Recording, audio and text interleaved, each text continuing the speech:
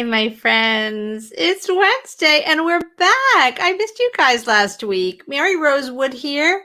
We're going to be talking about something very personal today. Writing is a personal practice, and that is a good thing and it is a scary thing. So before we dive in, if you're watching on Facebook, do the thing. StreamYard.com/Facebook. It just lets me see who's posting in the comments, and I hope you will post in the comments. I'm going to open them up right now. It is wonderful to hear your questions as we go. I always incorporate them into the live stream, and I try to answer them as best I can. It's part of the fun that you guys are here live. And if you're watching on the replay and you have comments and questions, you can always leave them in the comments down below on YouTube or on Facebook, and I will answer.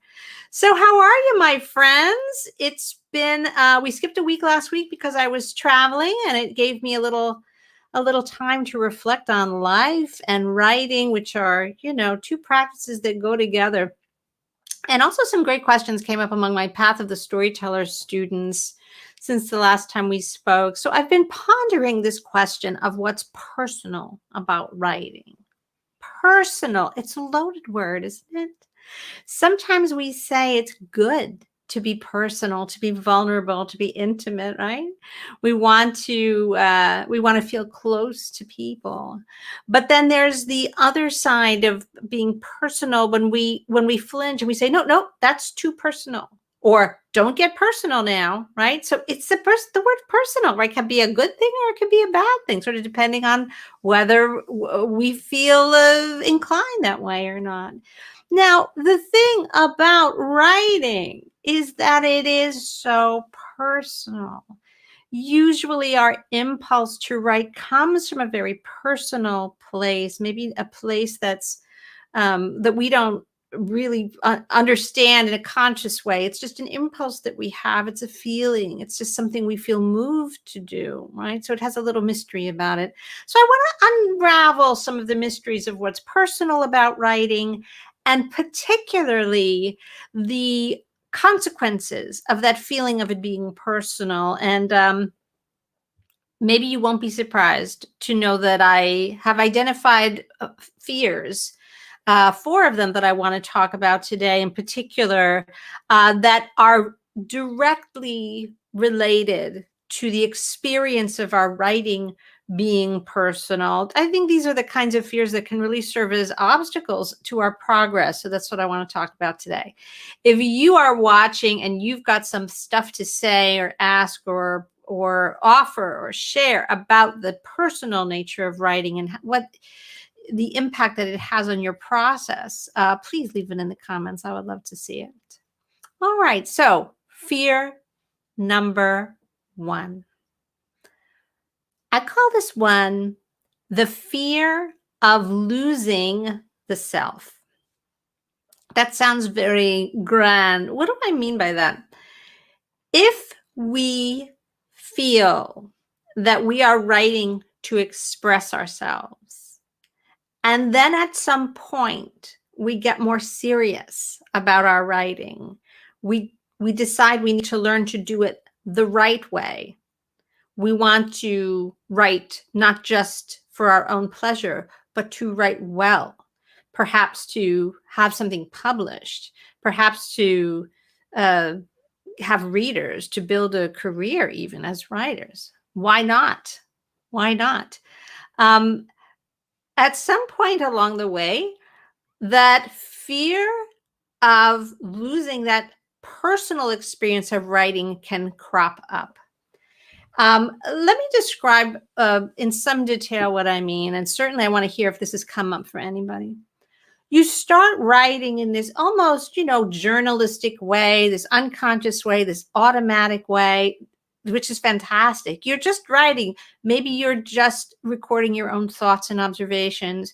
Maybe something happens and you say, oh, I want to write about that. And you write a personal essay, or you fictionalize it a little. You observe something, you overhear a conversation, and it sparks an idea. I mean, this is all just this beautiful flow of inspiration that it's like being a bee in a garden full of flowers, right? You have a writer's consciousness, you have an artist temperament, you look at the world, you look at your fellow humans, and you're just filled with impulses to, oh, I want to tell that story. I don't want to forget that. I want to remember that. So this writing feels almost like part of our existence. It feels so personal. And of course, it's part of our inner monologue as well, right? The process of writing starts with the process of thinking. And so we experience it the same way we experience ourselves just being conscious in the world. Talk about personal. So we can develop, a habit of writing that just feels very like us. It doesn't feel like a thing outside of us. It feels almost like an extension of us. The words on the page are sort of us taken out of our heads and made manifest. And it's it sounds good to us because it is us. We know that we don't have any objectivity, but we just don't have another way to work. Then we want to move along into the realm of the professional writer. At some point, we're like, wait a minute, I'm filling notebook after notebook with manuscript ideas and stories and essays and ruminations. I've got like a scrapbook, right? A collage of stuff that I've written. It's also personal, but I want to make it into a book. I want to figure out how to make it into something. I want it to be like a work of art that's crafted and made to work, not just for me, but for others. This impulse to start to move away from the private satisfaction of writing and into the goal of pleasing your reader is like a huge threshold crossing for most writers. When you get to that point and you're like, wait a minute, this isn't about me. I think this needs to work for other people. That's, as the a karate teacher I studied with for a while used to say, you earn your black belt so that you can know how to begin to practice karate. That's a kind of a threshold crossing when you're like, oh, wait a minute, it's not all about me. What about the reader?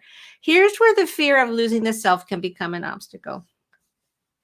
Let me stop for a minute to say hi. Terry's saying hi in the comments. Nancy's saying hi in the comments. Great to see you guys here. So here's where the fear of losing the self really can get in the way, because what we need to do at that point is learn the craft. We almost certainly will need to study, find some, pro level mentorship. We're accepting in our minds, I need to learn something, but we haven't yet accepted in our hearts that learning something means doing it differently, changing what we're doing, giving up the old way of doing it that feels so personal, and learning a better way, a way that will work better for the readers. So as soon as that process of study begins, that process of trying to learn craft begins, there's a kind of a panic, right? Because now this personal practice of writing is subject to criticism. It feels like we're subject to criticism. We look at it and we think, oh, I've been doing it wrong all along. Wrong, right? In air quotes. I've been doing it wrong. Does that mean that there's something wrong with me? I am so enmeshed with the way that I write, the way my writing sounds to me, that the minute I start to study the kind of writing craft that makes my work not only accessible to, but very pleasing and satisfying to others, people who are not me, there's a crisis. There's this identity crisis. The two things that I emphasize when I teach my writing students are story structure and writing craft. And I teach them separate but related disciplines. Story structure is the building blocks of events that take your main character on a journey of transformation in such a way that the reader is on board for the ride, engaged with the transformation, rooting for the hero to make it to the end, hooked on the suspense of wanting to know how it turns out, right? It's storytelling. We know what storytelling is, right? That's story structure. There's a way to do it. There's a way to do it so it works. It is, in a way, the more complicated piece of being a writer. Not the writing part, the storytelling part is the more complex part. So as soon as we start to learn story structure and you start to realize that the events that you think of, I thought of these events. I observed these events. My character did this. I didn't really plan it. I've just been kind of improvising. As soon as you learn that that's actually not enough, that you have to arrange these events in such a way that the reader recognizes them as a story that is going someplace, that they want to continue reading.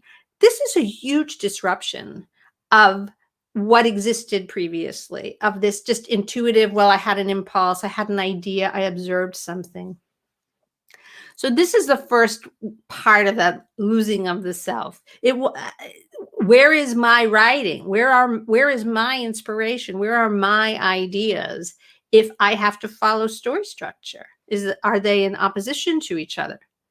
Well, I'm here to tell you, my friends, they are absolutely not in opposition to each other. Most of us know that when you sit down, with someone who is a naturally good storyteller and they tell you some event, the story that happened to them or some family tale or whatever, that they have a way of telling the story that just makes it irresistible. The natural way of telling a good story is story structure. It has a beginning in which there's a character, something is disrupted, and they have to address it. That character has to have an experience that is out of the ordinary in order for it to be a story. The experience that's out of the ordinary, this challenge that comes their way, is going to involve danger, risk, trials, tribulations. It's going to be uncomfortable. There are no stories that start and they all lived happily ever after, right? That's the end of a story. But all good stories start with a hero in a jam or a pickle, if you prefer pickles to jam. A hero who's got a problem, who's got to do something about it. There's going to be some kind of climactic moment, and then there will be a consequence of that. And the hero, hopefully at the end, will maybe have learned a lesson, grown a bit, gotten their comeuppance, right? All of these phrases that we use to describe what happens at the end of the satisfying story are just a billion ways of saying transformation. Something changed, right? That's story structure. So it's a very natural way to tell a satisfying story. And what studying story structure does is it gives you the tools to take the stories that you want to tell and to arrange them in such a way that you can tell them in that irresistible, compelling way of the natural storyteller. I will never stop being mystified and awestruck at the universal quality that the relationship between human beings and storytelling seem to have. There are many, many traditions of stories from all different cultures and all different historical periods, but humans without stories, I don't know where they are. We've just got them. Stories are they're sort of part of our cultural DNA, and it's an amazing thing. So this is a deeply human practice. Learning how to tell a good story. There's nothing fake about it. There's nothing formulaic about it. It's simply learning how to do well that which humans have evolved to do over countless millennia. When you tell a good story, people listen. That's what studying story structure is about. Now, similarly, writing craft. What does it mean to write according to writing craft? It's got a lot of things that you'll learn about point of view and how to use description effectively and where to use dialogue and where not, and a million and one things, right? This is part of the path of the storyteller training, is to go through all of the things. Does that mean that everybody who studies writing craft comes out sounding the same? Well, of course it does not. But this is where the fear of losing the self can become an obstacle. If we're very involved with the way our writing sounds, the way we put words on the page, our little pet rhythms and phrases as being us, if we've taken that and made it our sense of identity and part of what's personal about our writing, then the minute you start to approach writing craft and somebody like me maybe starts to say, hey, you don't need to describe all of those things in this way, like it's a catalog entry. Why not pick the details that give us insight into what the character's feeling? Why not pick the details that are inflected with what's about to happen in the story, right? And just focus on those so that the reader is always involved in the story and not distracted by the travelogue of, irrelevant stuff. Eh, but but I like to write travelogue, you say. I like to have 1,000 details. Well, you might do that as part of your process, but we have to lift up the discernment so that you understand that you can tell your story in your way, but now you're adjusting for the needs of the reader. The reader doesn't want to get bogged down in every impulse you've had. The reader wants what you chose. The reader wants what you selected. Imagine, if you will, and you guys know if you've been watching the videos, how I love to pivot to a food image. You go shopping, you get the ingredients, you lay them all out on the kitchen counter, and then you have dinner guests over. And you just say, there's everything, help yourselves. Wouldn't it be better if you decided what to make? If you made some choices, if you decided what to include and what to leave out, if you crafted the meal so that it tasted really good, so that it wasn't just a jumble of raw ingredients. Does it mean that if you actually go ahead and cook the dinner and wow your guests, with your beautifully set table and all the decisions that you make to give them a beautiful experience, does it mean you're not being authentic? No, it means that you're taking care of your guests. You're making the decisions. You're acting the host as you should.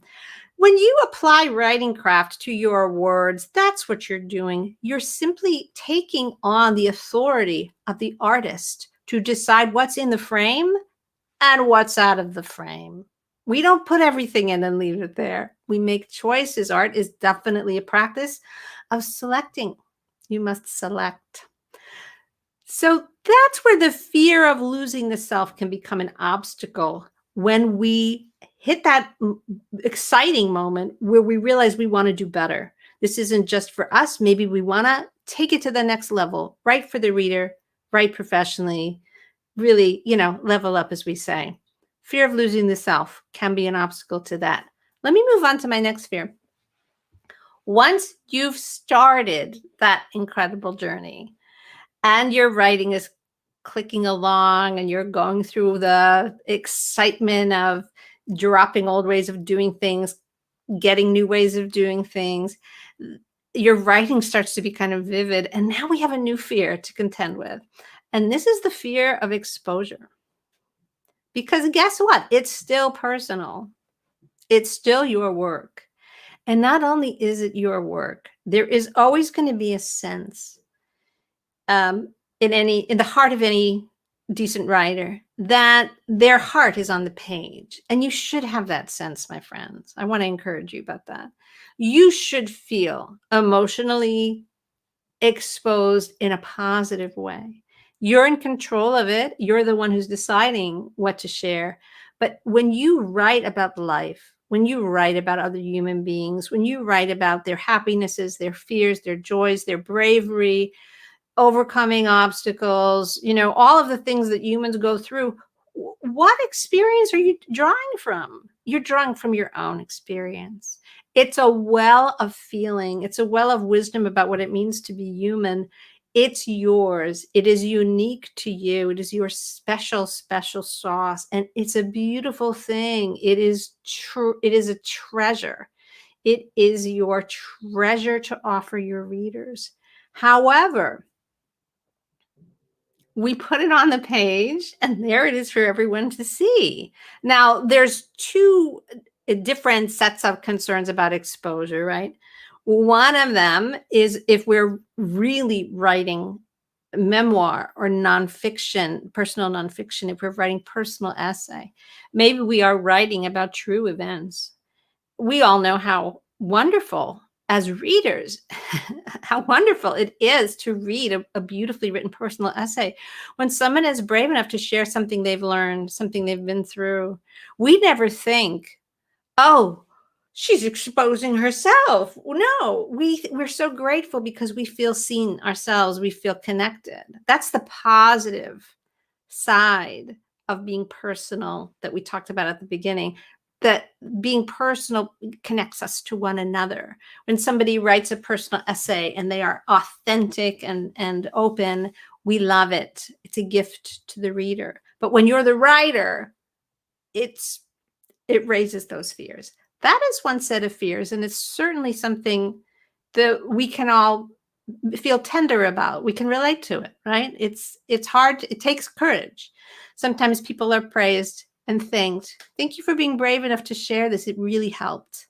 It really helped. Okay, so that's one kind of personal exposure. But then there's the fiction writer, the novelist, as I primarily am.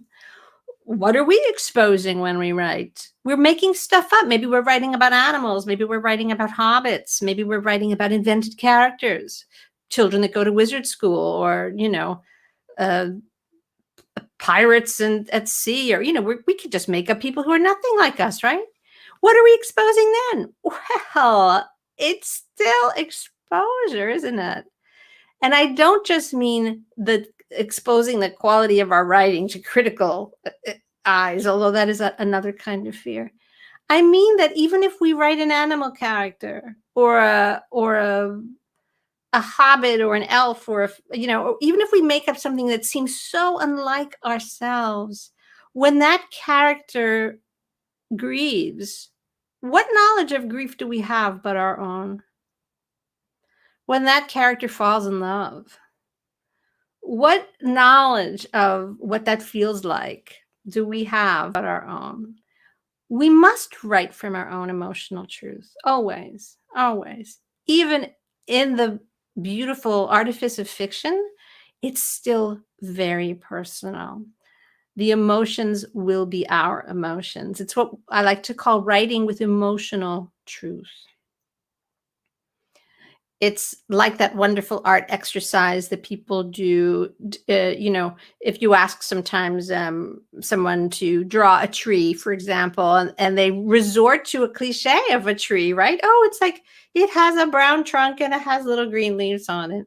And then you say, but now look at the tree that's nearest to you, and the trunk is like gray and gnarly, and it's the leaves are not green at all, but they're sort of yellow, or the trees don't look like what we think a tree looks like. They look like what they look like. We have to disassociate ourselves from the cliche renditions of what things look like, what they sound like, what they smell like. We have to really observe, right, to see things as they are. And so that's a kind of truth that we have to bring to our work if we want to write well.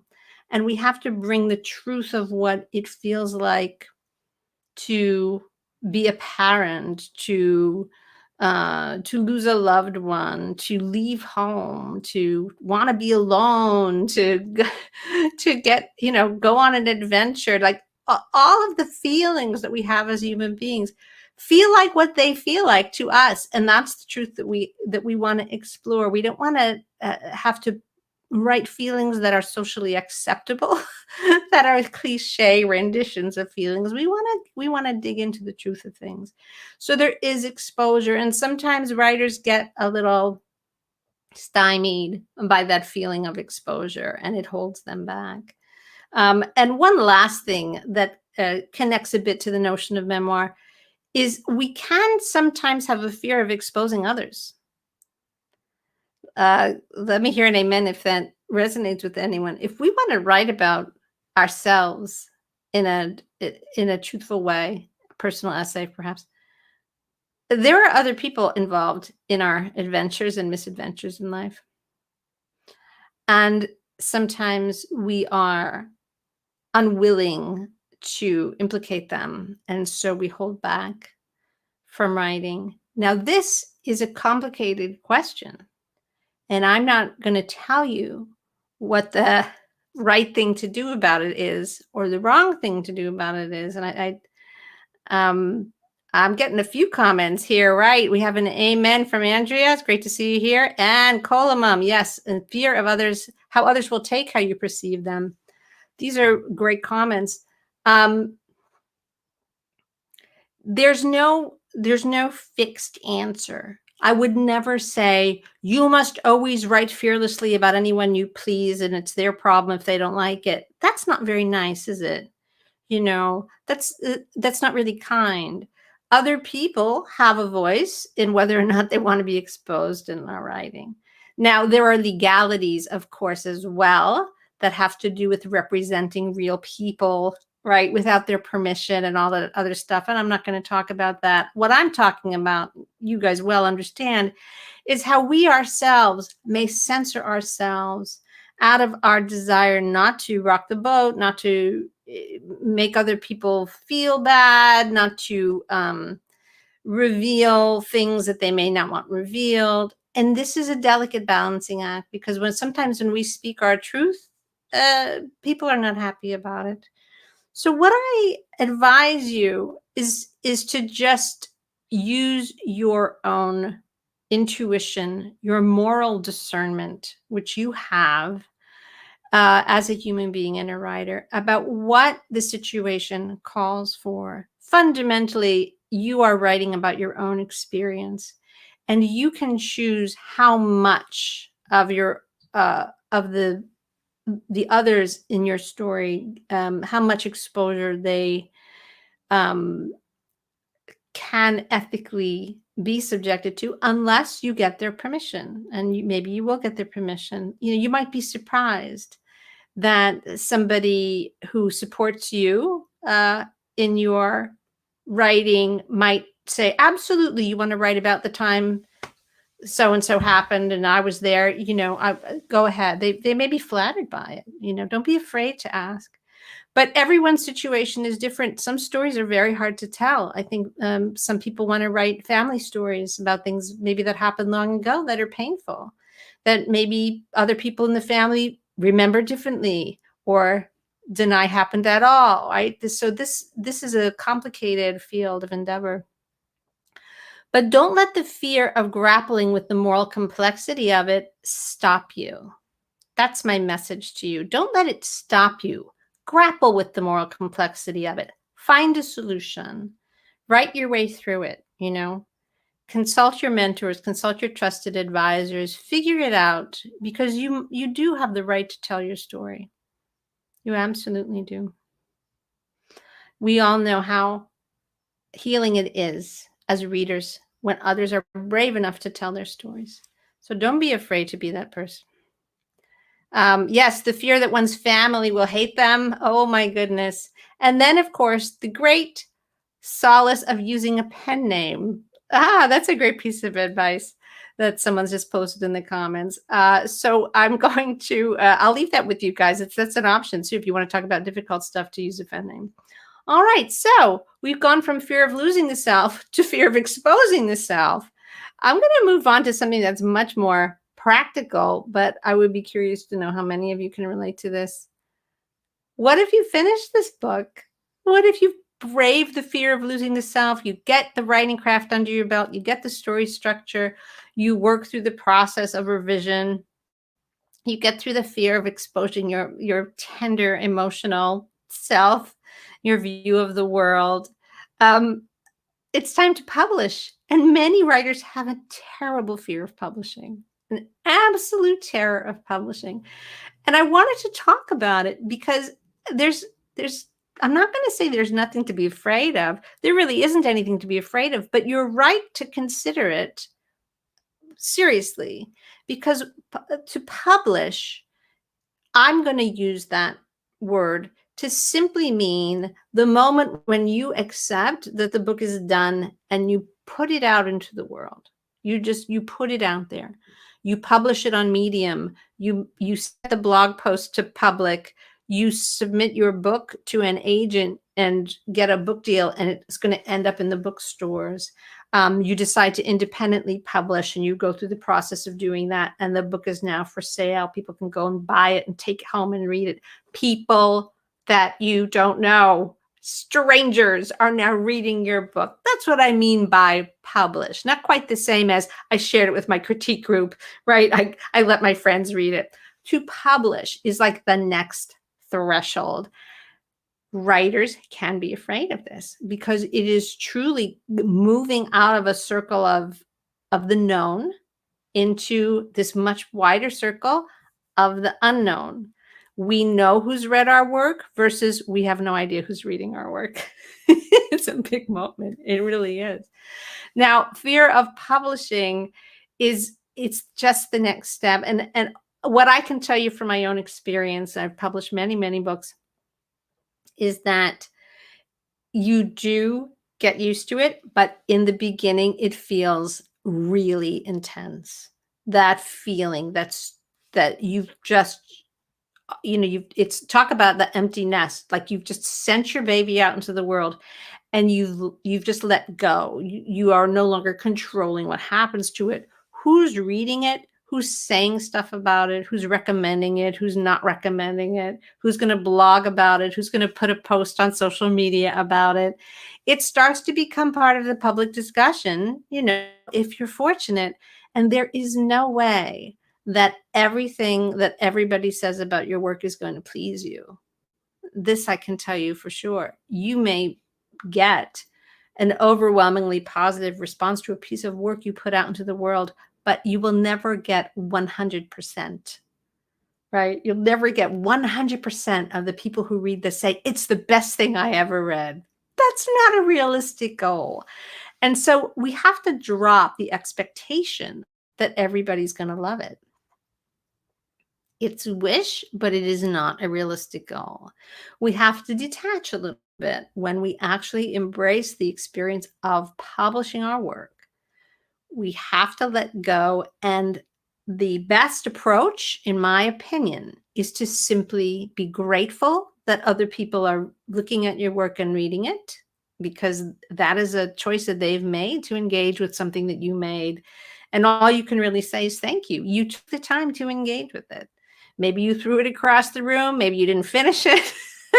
Maybe you loved it and gave it a 5-star review on Goodreads. Wonderful, right? You can't control the outcome, but you can be grateful that people engage with the work, and you can be curious, if you like, about what they thought. But even that is not necessary. I always think gratitude it's a great place to stay. It's a wonderful, productive, and safe place to stay. The other fear of publishing that comes up is a fear, in my opinion, somewhat exaggerated fear of the publishing industry, of agents, of editors, of publishing houses.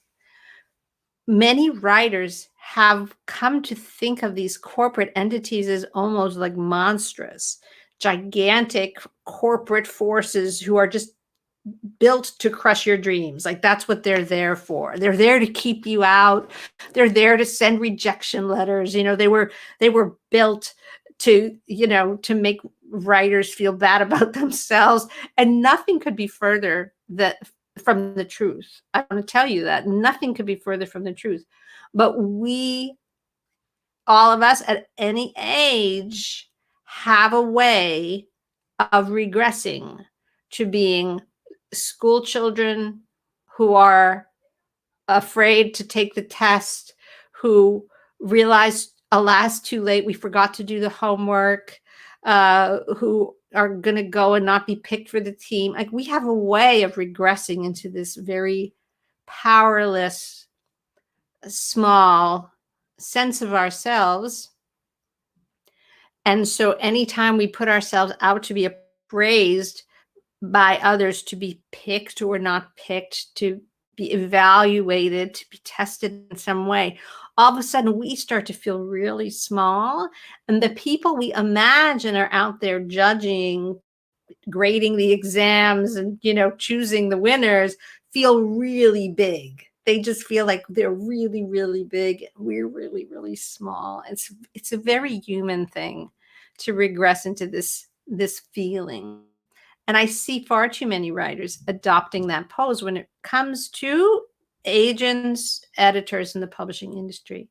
Now, I have news for you. It has been my great pleasure to work with a number of agents, many wonderful editors, and to publish with not all of the big 5, but most of them at this point. And it's an industry full of smart people who love books. Number one, first and foremost. It's smart people who love books. Are they perfect? No. Are we perfect? No. They're just like us. We're just all doing our own version of being part of the literary life of people in our own time. And the publishing industry is, in fact, a profit-driven industry. It's a business, just like Starbucks. Are you afraid of Starbucks? No, you're not afraid of Starbucks. Don't be afraid of the publishing industry. It's just a nice business under capitalism, trying to make a profit, employs a lot of people. It's going through changes just like all other kinds of businesses. There's nothing to be afraid of. All right, there's no monsters there. You are a grown-up person with a very, very valuable prize, which is your completed manuscript at this point in your journey. And there's nothing to be afraid of. They want what you've got. The image I use with my students, some of you are here, you know, there is a magic goose who lays a golden egg. The golden egg is you are the goose. And who wants that golden egg? Everybody. The agents want it, the editors want it, the publishers want it. They live to discover the next great book and put it in the hands of readers. Your job is to create that book. So if you can just put down the fear of being small, of wanting to be chosen, of being afraid of being rejected, of being, I'll go so far to say, for being so afraid of not getting picked that you become very cynical and you start to say, oh, the industry's no good. Nobody can make it. You got to know somebody. It's, this nonsense. That kind of cynicism is just a mask for fear. We don't need to go down that road. It's not so. And there's ample proof every day that it's not so. If you write a great book, the industry's going to be interested in it and be excited to bring your golden egg to its readership. So just to recap, we've gone through fear of losing the self. We've gone through fear of exposure. We've gone through fear of publishing. Here's the last fear that I want to talk about. And then I'll circle back for sure and see what you guys have put in the comments, if there's anything else that you want to talk about. Here's the last fear.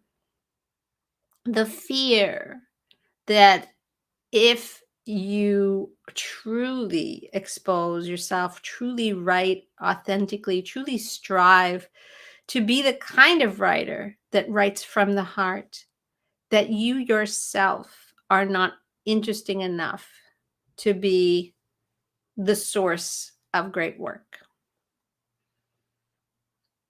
That's a big fear that I hear from folks. And sometimes these are the people who resist the message that you must write authentically and that you must be willing and able to stir your own pot of feeling and emotionality and your own unique understanding of what it is to be human, and make that the well from which you draw your work. They'll resist that message and they'll say, no. I just, I like to, I like to write horror. I just write horror. I like to, I like to write, this particular genre, and I've read a million of them, and I'm just going to, just write in that style. These writers will sometimes try to do everything they can to just sort of write imitations of what that they like out there, other people's work, without ever adding anything of themselves to it. Now, I'm not going to say that there isn't a lot of, volume of work that gets out into the world and read, and that it's, there's gorgeous gourmet meals of roasted vegetables and, beautifully prepared homemade pasta. And then there's a can of Pringles.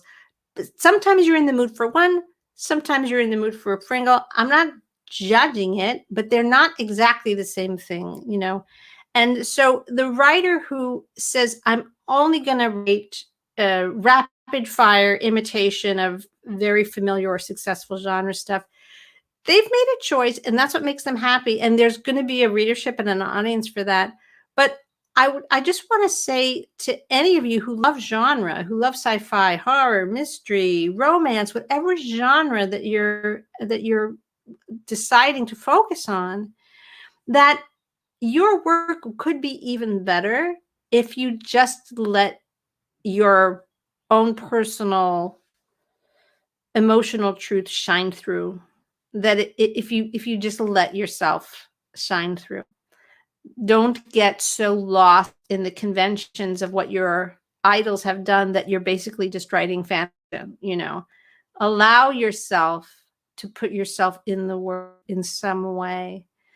Um, as a person who writes a middle grade fiction, which, you know, I'm very much of the mindset that writing middle grade fiction is like writing the kind of book that somebody once described The Hobbit in this way, that it's the kind of book that the first of a lifetime of readings can happen when one is about 10 or 11 years old, right? That you can start reading the book at that age, but hopefully you'll be reading it later on as well. That's one of the things I actually love about middle grade fiction. So as someone who writes that kind of stuff, I'm not saying that you must not filter, in a sense, what your understanding of life is through knowing who your intended reader is. Those of us who might include young people in our intended readership will use discernment about how what we as adults know about life is presented, but you never have to not tell the truth. And of course, the great example is Charlotte's Web. Has there ever been a book that told the truth about mortality more frankly and with more tenderness and full on emotionality than Charlotte's Web? Maybe there are others that are as good, but nothing is held back. Not the inevitability of mortality, not the grief over it, and not the fear of it. This is an entire book that's driven by its main character's desire to stay alive. It's very, very bold storytelling. So you can write truthfully about all kinds of topics for all kinds of readers, but you will need to use some discernment. And while on the topic of animal stories, just remember as well that every book in any genre, no matter what kind of characters you're writing about and what historical era you're writing about, it's just about being human. Writers are humans. I keep looking at my cats. They have yet to write a book. They are simply freeloading here. They don't write a word.